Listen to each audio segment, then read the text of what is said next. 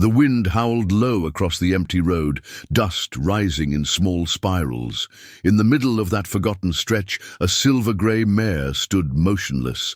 Her left hind leg trembled, blood slowly tracing a line down her flank. Rain threatened above, but she didn't flinch. Her eyes, wide, dark, knowing, locked on something invisible.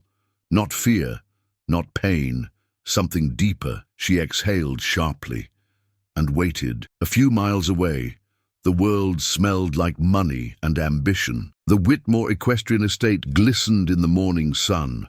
White fences, polished saddles, silk shirts and champagne. It was the kind of place where people didn't love horses. They bet on them, bought them, sold them. Richard Whitmore stood near the training arena, arms crossed, eyes sharp. He didn't see Luna as a creature of grace. To him, she was an asset, one that had failed. But just past the estate's edge, in a rusted mobile home tucked near a cornfield, Emily Carter was rinsing mud from her worn boots. Her hands were cracked from cleaning stalls, her shoulders tense from scrubbing floors. Yet, she smiled when she heard a horse neigh, even from afar. She didn't know it yet, but one of those horses was about to change everything. And that night, beneath a sky heavy with storm, something no one expected would begin. Emily Carter didn't grow up with dreams. She grew up with responsibilities. Her mother, Teresa, had worked as a cleaner at Whitmore Equestrian for over 15 years, mopping stables, scrubbing guest bathrooms, and polishing the brass plates outside the estate's grand lounge. Every summer since Emily was 12, she'd help her mother between odd jobs and school. It wasn't a life of ease, but it was real, honest. Now 22, Emily split her days between a local vet tech course and long shifts at the estate. She moved like someone who knew how to be invisible, head down, hands busy, heart full but quiet. Horses, she understood. People, not so much. It was during one of those long afternoons that she first saw Luna. The mare was standing alone at the far end of the paddock. Unlike the other show horses, restless, high-strung, pampered, Luna was still, observing. A scar ran along her shoulder, faint, but there. Emily noticed it immediately.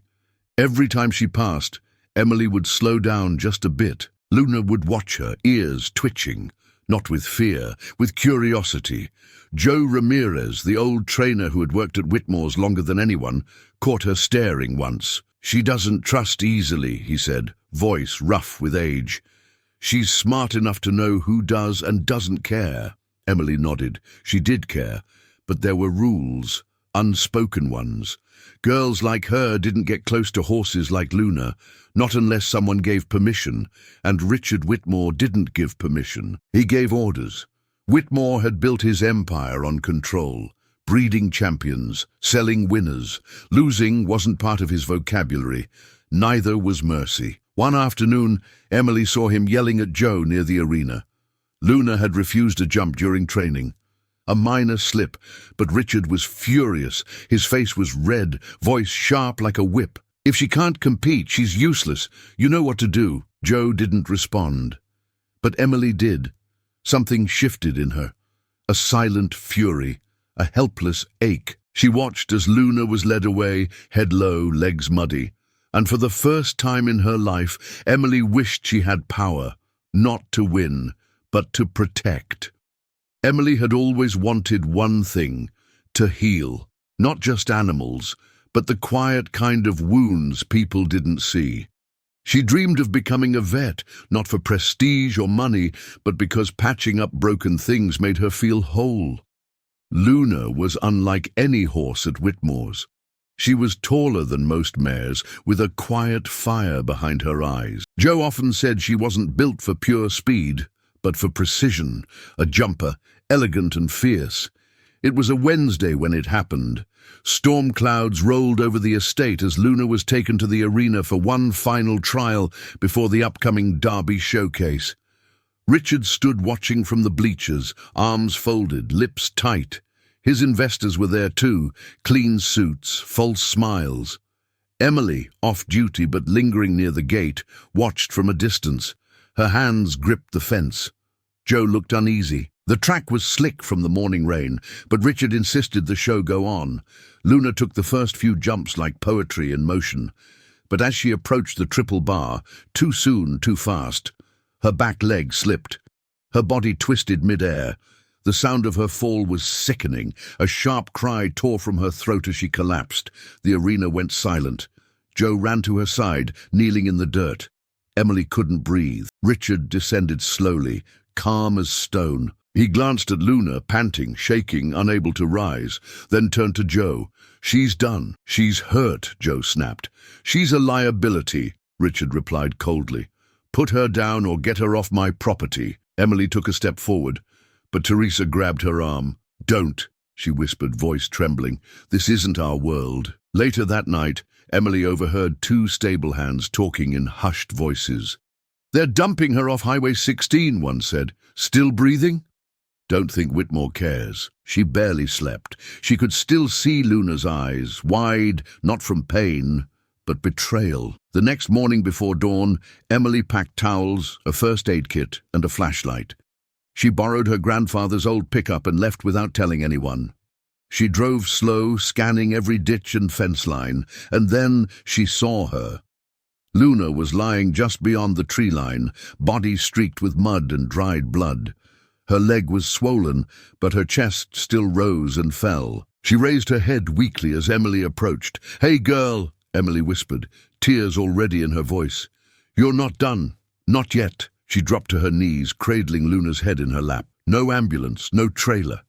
Just an old truck, a rusted ramp, and the fragile thread of trust between two broken souls. The barn at the edge of Zeke Carter's land hadn't housed a horse in over a decade. Once it echoed with hooves and laughter, back when Zeke was still training quarter horses and Emily was a child riding bareback with wild curls and no fear. Now it was silent, full of cobwebs and old tools. But it was shelter, and it was all they had.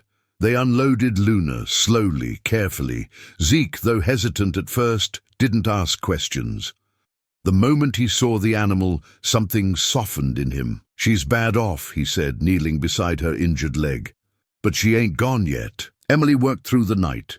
Her hands shook, but her heart didn't falter. She cleaned the wounds, applied cold packs made from frozen peas, tore old sheets into makeshift wraps. Zeke guided her with steady words, but the pain was real, and the resources scarce. The next morning, Emily called into her part-time job at the vet clinic and lied. "Family emergency," she said. "Won't be in today." By the third day, her lie turned into silence. Luna had stopped eating. Her leg had swelled twice its size, hot to the touch. Emily fought to remain calm, but the fear clawed at her. Infection, sepsis, collapse. She'd spent her savings on supplies. The old truck needed gas, and someone had reported a loose horse near Route 16. The sheriff came by once, just passing through, or maybe not. Emily hid Luna behind the old hay bales. Zeke stood on the porch with his coffee and his calm. "Just me and my granddaughter here," he said. "Ain't seen nothing." The barn began to feel like a prison. Emily was running out of time. To make matters worse, her mother found out. "You stole a horse from Whitmore?" Teresa hissed one night, cornering Emily near the truck. "He could ruin us. You think he won't find out? You think he'll let it go?" Emily didn't answer. Her eyes were red. Her arms were covered in bruises from lifting Luna's weight during therapy stretches. "I didn't steal her," she said finally. "I saved her." Zeke, overhearing, didn't say much. He just handed Emily a jar of homemade salve. "Use this tonight," he said softly. "But she's going to need more than medicine, Em. She's going to need a reason to fight." And that's when Emily began reading to her. At night, when the air turned cold and the barn creaked with ghosts, she'd sit beside Luna and read old vet manuals or fairy tales from her childhood. Luna would blink slowly, ears twitching at the sound of Emily's voice. The days bled together. Emily barely slept. Her body ached. Her grades dropped. Her phone buzzed with unanswered messages from her boss. She missed a test. She missed rent. Then the worst came. A man in a black SUV showed up at the end of the gravel road. He didn't get out, just watched. Zeke came out holding a wrench, making no secret of his posture. The SUV drove off, but not far. Emily could feel eyes on them after that. That night, Luna collapsed during a stretching session. Her leg gave out, and she fell sideways, narrowly missing Emily. Emily broke. She screamed, not out of fear but rage. She slammed her fists against the barn wall until her knuckles bled. "I can't lose you," she whispered, sinking to the ground. "Please, not you." Luna didn't move. Emily laid beside her in the straw, silent. The barn was quiet, too quiet. Outside, the wind shifted. Zeke lit a cigarette, watching the trees sway like they knew something was coming. And deep inside that silence, Emily heard a soft sound, a breath, a heartbeat. Luna raised her head, barely, just enough, and for the first time in days, her eyes were clear. Have you ever seen an animal hold on just because someone believed in them? Sometimes it's not the medicine, it's the voice beside them, the touch that says, "You matter." If you've ever rescued or been rescued by an animal, share your story in the comments. You never know who might need to hear it right now, because some souls speak louder, without ever saying a word. The sun cracked through the barn slats like golden threads. Emily had fallen asleep, curled against Luna's side, her face buried in the mare's neck, her breath steady now, no longer caught between fear and exhaustion. Zeke stepped into the barn quietly, holding 2 mugs of instant coffee. He paused at the doorway. Something felt different. Luna was standing. Unsteady, yes, but standing. Her back leg still bore weight carefully, but it was clear. She'd gotten up on her own. Emily stirred, eyes blinking open. When she saw Luna upright, her mouth parted, but no words came. Luna took a slow step forward, not out of instinct, not out of panic, deliberate, a choice. Emily reached for the halter, gently, expecting resistance. Luna lowered her head, letting her slip it on. Her eyes locked with Emily's. No fear, just recognition. Zeke let out a breath he didn't realize he'd been holding. "Well, I'll be damned," he muttered, sipping his coffee. From that day on, things shifted. Luna began eating again. She followed Emily's voice, responded to her touch. The bandages came off.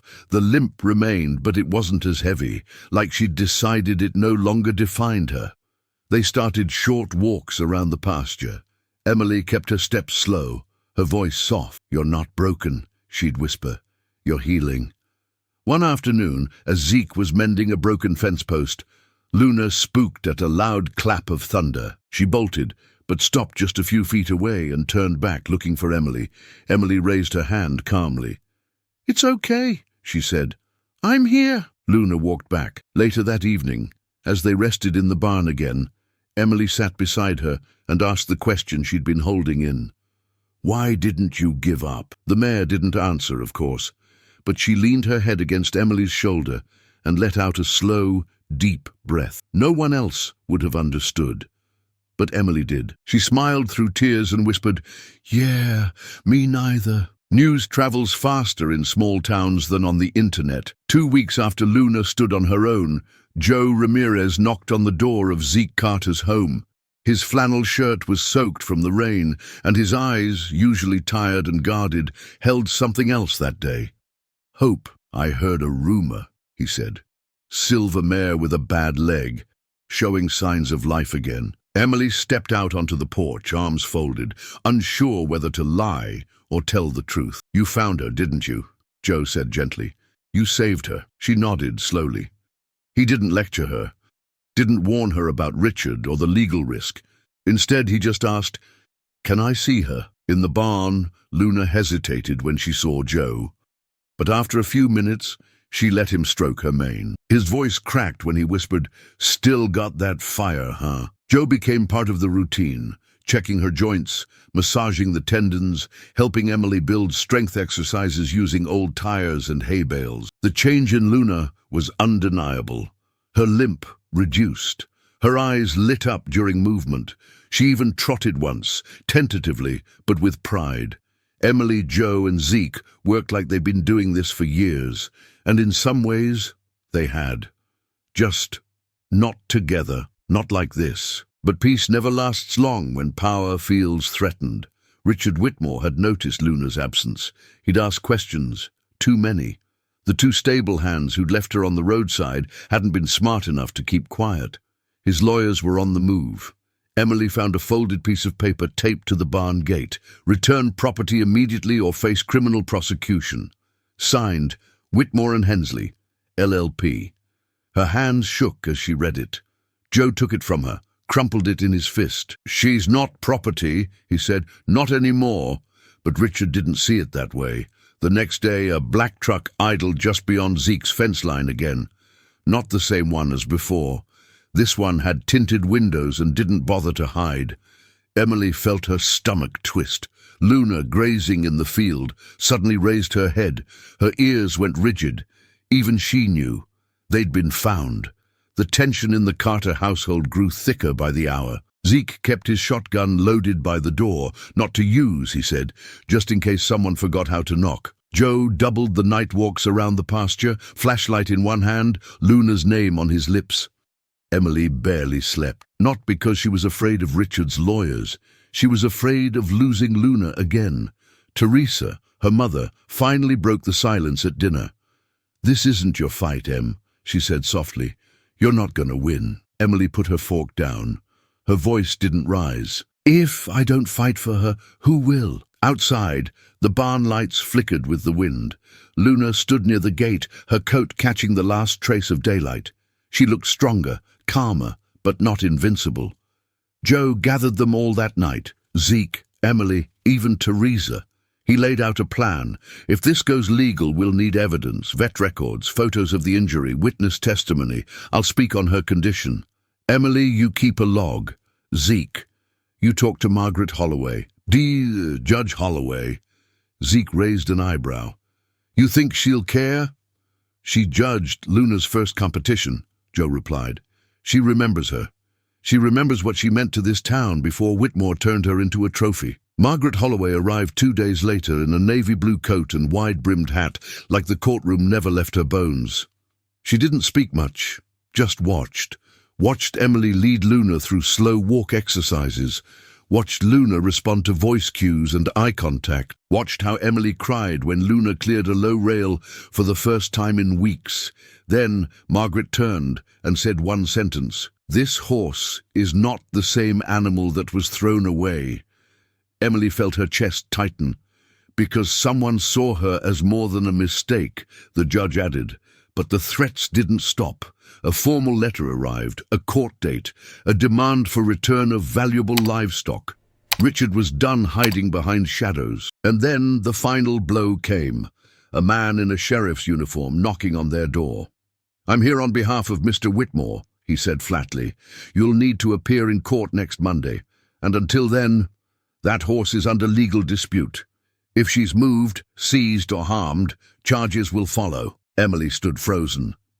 Behind her, Luna neighed softly, like she understood every word. Monday came wrapped in grey skies and a silence that felt rehearsed. The courtroom in Hartsville wasn't grand, just wood-panelled walls, faded flags, and a small gallery that filled quickly once word spread. Locals had followed Luna's story like a small-town legend.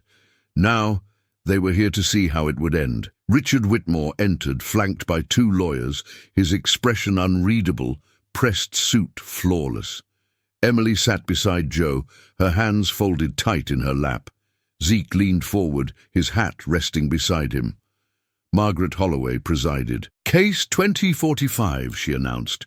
Whitmore versus Carter, regarding legal ownership and welfare of a thoroughbred mare named Luna." Richard's lawyers went first. They spoke of contracts, of breeding value, of pedigree and investment. To them, Luna was paperwork, a dollar sign with hooves. Then it was Emily's turn. She stood slowly. Her voice was low but steady. She was left on the side of a highway, bleeding, alone. She wasn't treated like property. She was discarded like trash. But she survived, not because of who bred her, because someone gave her a chance. The judge raised a brow. "And who is that someone, Ms. Carter?" Emily turned toward Luna, who stood just outside the courtroom's rear doors with a handler. "I think she'd say, 'It was both of us.'" Joe was next. He detailed her injuries, her recovery. Zeke confirmed the timeline. Even Teresa stood to say quietly, "I watched my daughter lose sleep, skip meals, give up everything just to keep that horse alive." Richard's lawyer objected, "Anecdotal, sentimental, none of this proves ownership." Margaret Holloway leaned back in her chair. "No," she said, "but it proves something else." The room held its breath. Then Margaret did something no one expected. "I want to see her," she said. "Now, bring the horse in." Gasps filled the room. Minutes later, Luna stepped into the courtroom. The soft clack of her hooves on the wooden floor echoed like thunder. Her coat shone silver under the fluorescent lights. Her ears flicked back, but she didn't panic. Emily walked beside her, reins loose.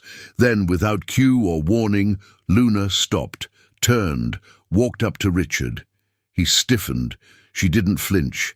She simply stood there, staring at him, not out of recognition, but as if to say, "You left me once, and I lived anyway." Richard looked away. Then Luna turned again, toward Emily, and rested her head on the girl's shoulder. The room was silent. The judge removed her glasses. "This court recognizes the value of contracts, but it also recognizes cruelty, abandonment, and above all, transformation." She glanced at Richard. "You forfeited your claim the day you walked away." The gavel struck once, and just like that, Luna was free. Outside the courthouse, rain began to fall. Emily didn't run. She walked beside Luna in the drizzle, her face turned upward, laughing through tears. Luna neighed once, ears forward, tail swishing like she knew. This wasn't the end. This was a beginning. The barn looked different now, not because the walls had changed or the floor had been fixed, but because it had become something more than shelter. It was a place where things came back to life. Emily stood by the open gate, watching Luna graze in the field. The limp was barely noticeable now.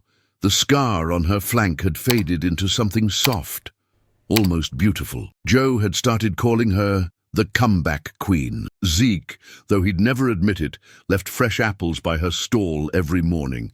Even Teresa began visiting the barn, sometimes just to sit in silence beside the mare. And Luna, she seemed lighter, like the weight of being forgotten had finally lifted. Emily never bragged. She didn't post about what happened, but people started coming. Students, neighbors, strangers who'd heard whispers of the girl who fought for a broken horse and won. They came not to see Luna jump or perform tricks. They came to stand in the presence of something healed. Emily ran her hand down Luna's neck. The horse exhaled softly and leaned into the touch. No words were needed, because sometimes the most powerful stories aren't the ones we shout. They're the ones we live, and the ones we never walk through alone. Maybe you've known a Luna in your life. Maybe you were the one left behind, or maybe you were the one who stayed beside someone when everyone else walked away. If this story touched something in you, share it. Leave a comment, not for numbers, but because stories like this remind people they're not alone. Tell me where you're watching from.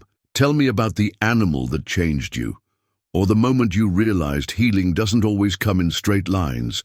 And if you know someone going through something hard, someone who needs to believe in second chances again, send them this, because somewhere out there, another Luna is waiting. And maybe someone like you is the one who'll see her.